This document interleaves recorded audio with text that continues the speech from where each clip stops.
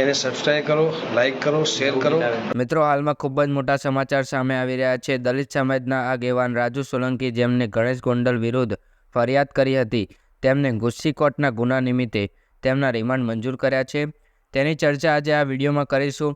મિત્રો, તેમના વકીલે જણાવ્યું તેમ કે તે હજુ હાઈકોર્ટ સુધી જવાના છે અને અપીલ કરવાના છે, જેથી રાજુ સોલંકી જેલમાંથી જલ્દીથી બહાર આવે, તેમને જામીન મળે। પરંતુ જે આ ગુસ્સી ટોકનો ગુનો લાગુ થયો છે, તે ગુનામાં લાંબા અંતરે જેલમાં રહેવું પડતું હોય તેવો કાયદો છે, જેથી જેલમાંથી બહાર આવવું રાજુ સોલંકીને મુશ્કેલ છે। રાજુ સોલંકી સહિત 4-5 આરોપી, જેમાં તેમની ગેંગ છે, તેઓને 3 દિવસના રિમાન્ડ મંજૂર થયા છે।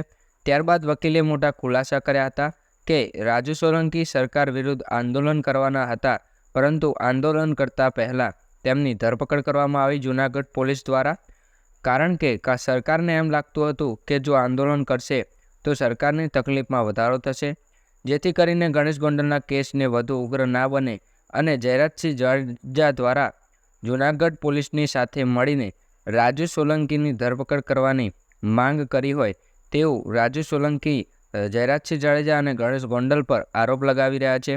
તેનો વિડીયો વાયરલ થયો હતો। હવે રાજુ સોલંકી કોર્ટ ક્યારે જામીન આપશે તે તો ખબર નથી।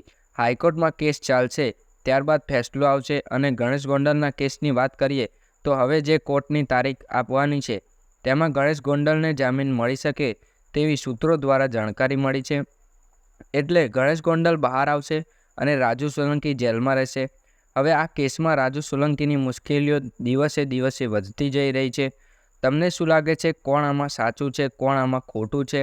નીચે કોમેન્ટમાં તમારું મંતવ્ય જણાવો। તમે શું કહેવા માગો છો? આગળ આ કેસમાં શું થશે?